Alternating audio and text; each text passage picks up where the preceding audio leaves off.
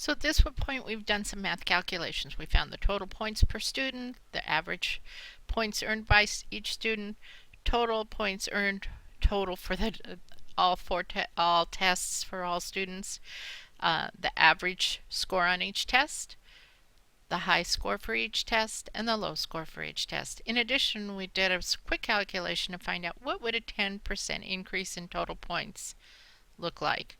And we see the difference in the answers between row 12 and row 17. So at this point, we'll assume all of our work is correct and ready to be presented.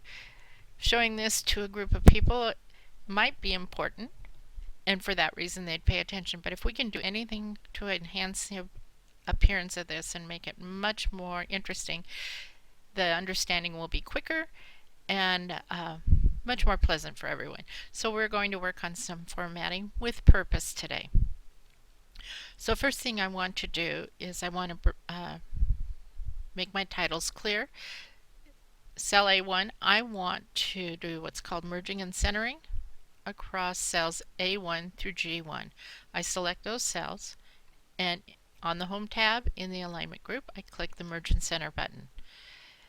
And it doesn't happen until I click off, and when I click back on the cell, you'll see the name of that cell, as big as it is still A1. So we've merged all of these other cells into this cell, and it's A1. I'm going to do the same thing with row 2. Select A2 through G2, merge, and center. For row 3, I'm going to select all of these items, A3 through G3, and we're not able to merge and center because there's too many different things. But I do want to center, on the Home tab in the Alignment group, center each title. Notice test 1, 2, 3, 4 are now centered. Looks good. I will go ahead and enhance those in just a moment. Now what is frustrating, I can't see all my students' names. So I am going to adjust the width on these. I can click anywhere in the list. I'm going to click on Emma's name just by chance. And if I'm on the Home tab and I go over to the Cells group, I can format the cells. In this case, I'm going to format the column width. And when I click on that, it shows me the column width is 8.43 characters. That's a default for all of the cells. It's not nearly wide enough. So I'm going to change this to 28 characters. I do have a wide name in there. And I click OK, and there I can see all of my names show. In fact, I've probably got a little too much white space here. I don't want this any wider than it needs to be. So I'm going to undo that. What I'm doing, let's tighten that up a little. I'm going to go back to the Format Options button here. Click on Column Width, and I think I'm going to, on this one, let's try 25 characters. See if that's okay. So I can keep adjusting till I get it where I want. That could take a while.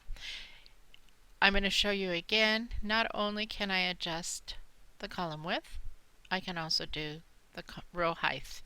So if I have large letters, I can make that adjustment. So I'm going to undo that. Another way to adjust the column width is to do it manually, or the row height, same thing. And all you do is place your mouse between the A and the B, the C and the D, and so forth. You'll get the double arrow, left click, hold, and drag. And as I'm dragging, it tells me how many characters and pixels. But I knew I was at 25. Maybe I want to get closer to 22. Doesn't matter where I am, I can always adjust. So let me try that. And that's not bad. Everybody's name shows. Now, if you don't want to even do it manually, and I will do that manually again so you can see, I can go anywhere I want and adjust where I think is a good spot. Not bad there. But I'm going to undo that. And I'm going to come back here. And a quick and easy way to adjust the column width or row height is to get in between the labels at the top. Double click with your mouse and it'll automatically adjust and auto fit. And the same thing with the row height. There's nothing to adjust, but you can see how many points high everything is.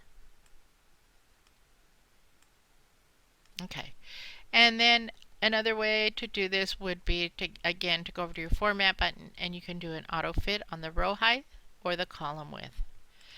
All of these columns are the same width. I want them to remain the same width. May not be the correct width, but I do want them to remain the same width. But I could double click. My preference is not to have them quite this tight, so I'm going to undo all of that. I like having them all wide enough so there's enough white space around, especially when you get to some of the larger numbers like 423.5 down here. So now I've got everything adjusted except for total points. But I don't want to make this a wider column. It's going to look like that, and that's going to be out of proportion to everything else related to numbers. So instead I'm going to undo that. And I'm going to apply the text wrapping command in the alignment group. By just clicking on text wrap, it wraps it, makes that row higher, but it keeps the width of my columns pretty consistent, and that's my preference. So now we've got everything legible. Can people read it? Yes. Important. So I'm going to click on cell A1. Remember, it's a giant cell now. I'm going to make the font size, let's do it on both rows 1 and 2. Font size 14. And let's make it bold because it is the title. Row 3, I'm going to select all of that. I'm going to make it a little larger, 12 points, and bold. So I've got it centered, I've got margin center, I've got the column label centered, and enhanced a little bit. So now it's time to decide how we want to present our information. What do we want it to look like? So we do have a lot of options. One is to go ahead, go to the Styles button, still on the Home tab, the Styles group, and then open up many built-in options. So I'm going to select first, I'm going to select my text that I want to apply the style to. This is great when I'm in a hurry. This is normal, bad. Doesn't mean anything's wrong, but in accounting or finance terms, if the bad means that you're in the red, clearly it's red, which means that you have more expenses or more debt than you do have revenue or income. We've all been there, I think. Go to the ATM machine, you find out there's not enough money, meaning you have more expenses than you do money. Good is in accounting on computers. Green is associated with good. Before there were computers and all the options for color, this was called being in the black. In the black is a good thing. It means you have more income or revenue than you do expenses or debt. So being green is a signifier of being good now that we use computers. Neutral is exactly what it means. Things are neutral. You can apply these colors as you wish, but these are what they were set up for. Rolling your mouse over each of these gives you a quick way to see what a finished product would look like.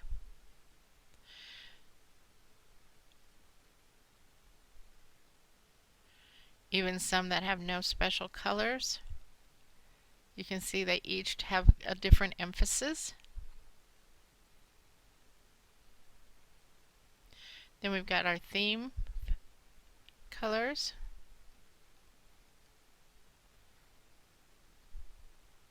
Notice when you do apply a color, not just a theme, but a color, it does hide the grid lines.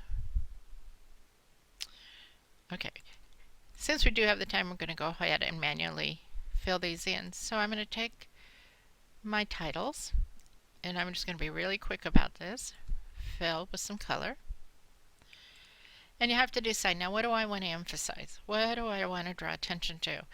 A typical grade book draws attention to the student. So that's what I think I will do.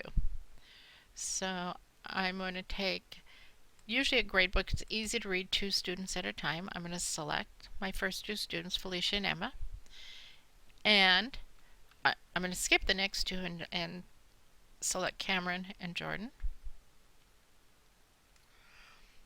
And then I've got 4 that I haven't addressed yet. I'm going to fill them with a color. And then I'll select my next 2, and I'm doing that, selecting the first 2, then holding the control key, not before this. I'll select my next 2. These are non-adjacent cells.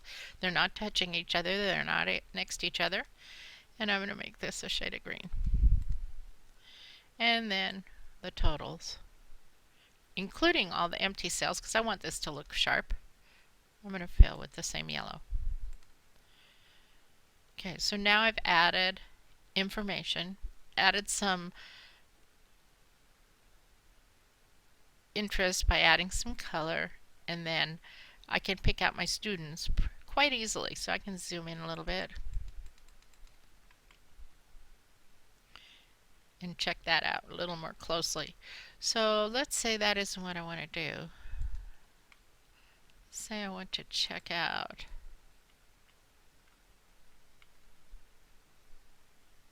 see if I can undo these colors.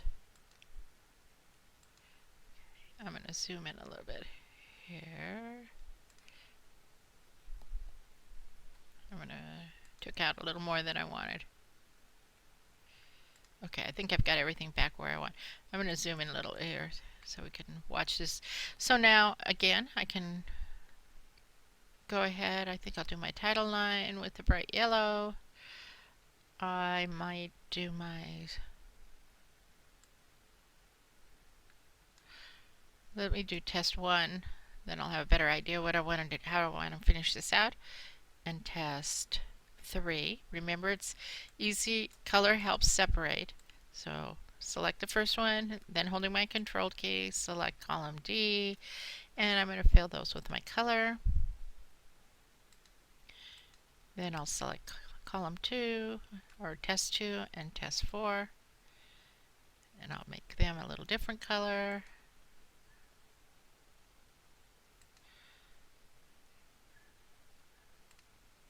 Missed. Alright, so I've got that, and maybe I just want to leave my total points and my names and other descriptors as yellow. So if you notice, the emphasis here is on the tests. I want them to see the tests, 1, 2, 3, 4. On the other version, let's see if I can get it back. I don't think it'll come back. We'll try. On the other version, our emphasis was on the students. And I'm going to bring it back to that one. That's just my preference.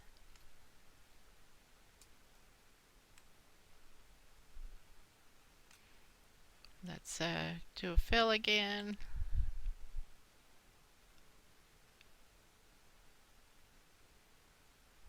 Just trying to pick something a little different. I think we'll stick with what we had.